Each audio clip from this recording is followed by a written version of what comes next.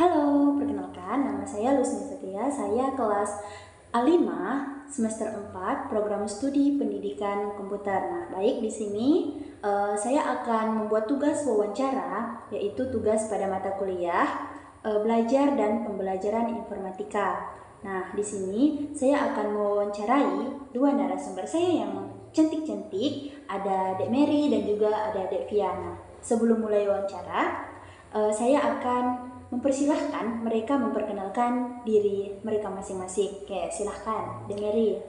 Perkenalkan, nama saya Mary Kristiani, saya kelas 10 dari SMA Negeri 2 Sintang.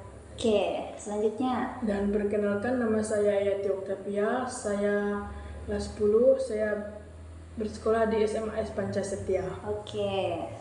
Nah, sekarang kita akan mulai dan memasuki ke wawancara. Nah, pertanyaan yang pertama nih untuk Dek Via ya.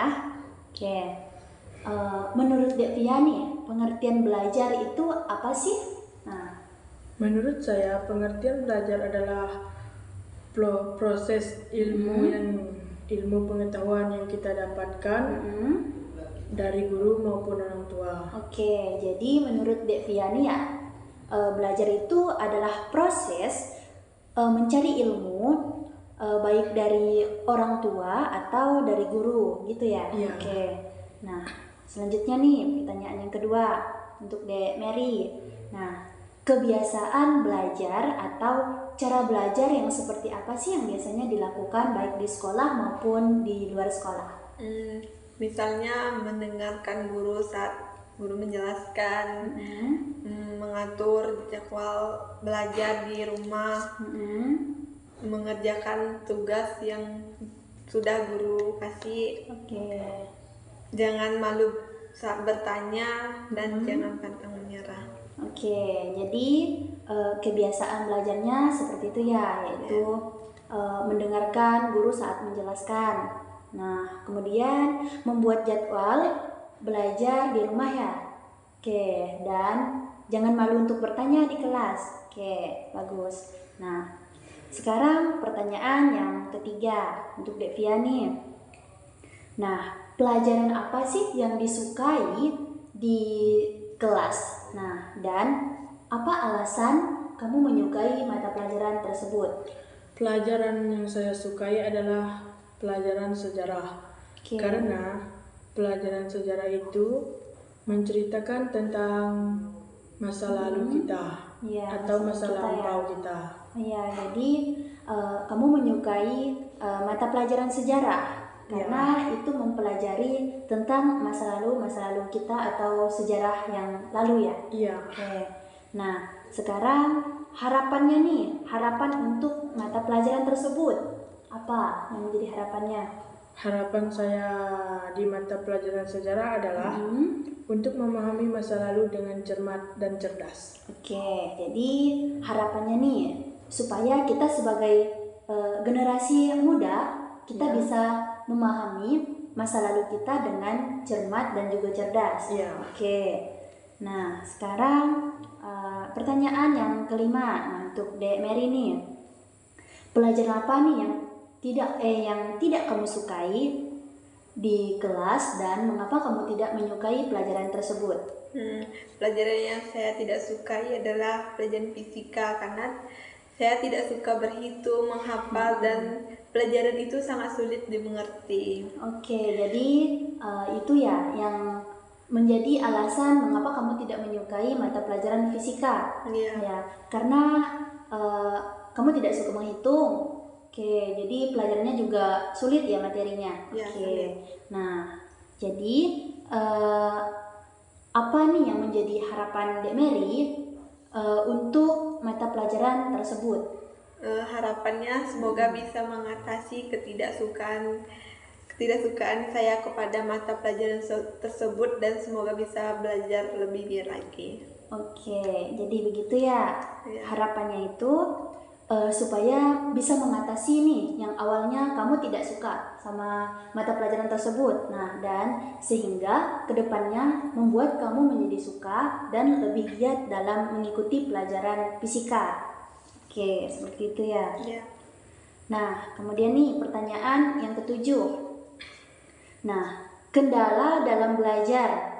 Nah, apa saja sih kendala yang kalian alami dalam belajar? Nah, serta bagaimana cara kalian mengatasi kendala tersebut? Nah, dari Dek Mary dulu. Kendalanya apa? Kendalanya adalah gangguan lingkungan.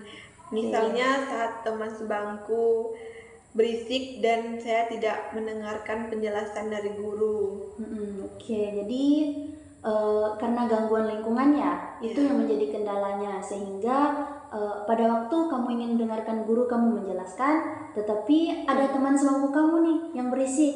Nah, jadi kamu tidak fokus untuk mendengarkan penjelasan guru tersebut kan? Nah, oke, jadi bagaimana cara kamu mengatasi supaya yang teman kamu berisik itu dan mengganggu kefokusan kamu dalam saat guru menjelaskan? Cara mengatasinya adalah menegur teman sebangku saya supaya tidak berisik lagi dan saya menjadi fokus kembali. Oke, jadi cara mengatasinya itu menegur temannya ya, supaya tidak berisik dan tidak mengganggu kamu dalam belajar. Nah, oke, bagus. Nah, kalau untuk Dek Via nih, apa yang menjadi kendala pada saat mengikuti pelajaran dan bagaimana cara mengatasinya? Kendala saya kesulitan dalam memahami materi. Oke, kesulitan dalam memahami materi ya. Nah, mengapa kok bisa sulit dipahami materinya? Nah, alasannya apa? Karena pada saat guru menjelaskan, saya sibuk ngomong sendiri. Oke, oh pantasan ya. Pantasan saja ya.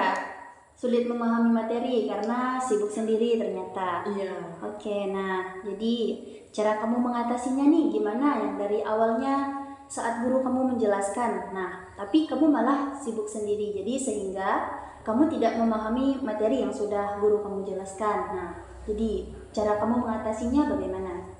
Cara saya mengatasinya adalah saya harus menanyakan kembali kepada guru maupun teman saya tentang materi tersebut. Oke, jadi caranya dia menanyakan kembali nih kepada gurunya atau teman sebangkunya sehingga dia bisa mendapatkan materi yang awalnya dia tidak tahu tapi sehingga menjadi tahu. Nah, oke. Nah, selanjutnya pertanyaan yang terakhir. Nah, di dalam kalian mengikuti pelajaran, nah teladan dalam belajar apakah ada nih teladan yang biasanya kalian lihat atau mau kalian ikuti di dalam pada saat kalian belajar? Nah, coba ceritakan dari Dek Mary dulu. Misalnya kawan kelas saya namanya Nopril, dia adalah teladan bagi saya. Misalnya karena dia pintar di sekolah, suka ikut organisasi, dia juara, selalu dapat juara di kelas, dan tidak malu saat bertanya kepada guru. Oke, jadi teladan yang kamu lihat yaitu teman kamu sendiri di kelas ya? Nah, di mana dia itu adalah seorang siswa yang aktif, bertanya dalam kelas, tidak malu gitu kan? Nah, oke. Kemudian, nah dari teladan tersebut, pengaruh apa nih yang diberikan kepada kamu? Pengaruh yang dapat saya dapatkan dari teman saya adalah menjadi semangat saat belajar dan pantang menyerah dan gitulah. Oke, jadi pengaruh yang diberikan teladan dari temannya yaitu membuat dia menjadi semangat lagi nih dalam belajar. Nah, oke, bagus. Kemudian untuk Dek Via nih, teladan dalam belajar. Nah, ceritakan siapa yang menjadi teladan kamu pada saat kamu belajar gitu, atau orang luar, orang tua, atau teman sekelas kamu. Orang yang menjadi teladan saya adalah Baby, teman sekelas saya. Teman sekelas, oke. Karena dia aktif dalam belajar maupun mengikuti organisasi di sekolah, yaitu organisasi OSIS. Oke, jadi kamu melihat dia nih karena dia adalah teman kamu yang aktif belajar dan juga aktif di dalam organisasi. Ya. Oke, jadi itu yang membuat teladan. Nah, kemudian pengaruh apa nih yang diberikan dia buat Devia? Pengaruh yang dia berikan kepada saya supaya saya sangat semangat belajar. Oke. Dan seperti Mary juga pantang menyerah. Oke, pantang menyerah. Dan saya selalu ingin berjuang. Oke, nah jadi dari teladan teman-temannya, nah itu membuat mereka menjadi lebih semangat lagi dalam belajar. Kemudian lebih semangat untuk berjuang sehingga mereka bisa menjadi siswa yang lebih aktif lagi dan lebih giat lagi dalam mengikuti pelajaran. Oke, baik. Terima kasih untuk waktu dan kesempatan yang sudah diluangkan sehingga bisa membantu saya membuat tugas wawancara pada hari ini. Oke, dan sekarang saya akan melakukan analisis dan juga membuat kesimpulan dari wawancara yang sudah kita lakukan pada saat ini. Oke.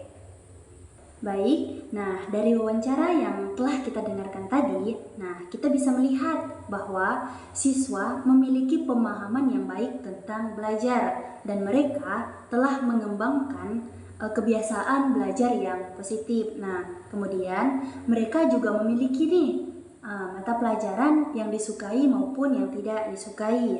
Nah, serta mereka juga memiliki harapan untuk meningkatkan pemahaman mereka dalam kedua mata pelajaran tersebut. Nah, kemudian mereka juga telah mengidentifikasi kendala dalam belajar dan mencari cara untuk mengatasi kendala tersebut. Nah, dengan adanya role model atau teladan dalam belajar, nah mereka memiliki inspirasi tambahan untuk terus berjuang dan berkembang dalam proses pembelajaran mereka. Nah, jadi untuk kesimpulan akhir dari video wawancara ini, yaitu wawancara ini menunjukkan bagaimana pentingnya memiliki pemahaman yang baik tentang belajar dan mengembangkan kebiasaan belajar yang efektif. Nah, dengan menyadari kekuatan dan kelemahan dalam masing-masing mereka dalam mengikuti belajar, nah siswa dapat mengambil seperti apa langkah-langkah yang akan mereka ambil untuk meningkatkan kualitas pendidikan mereka dan mencapai potensi mereka yang penuh. Nah, sehingga dari mereka mengikuti teladan tersebut, mereka bisa memiliki motivasi untuk menjadi anak-anak yang lebih aktif dan juga lebih senang dalam mengikuti setiap baik organisasi maupun mengikuti setiap pelajaran yang dari awalnya mereka tidak suka menjadi suka. Nah, jadi sekian kesimpulan akhir dari wawancara video kali ini. Terima kasih.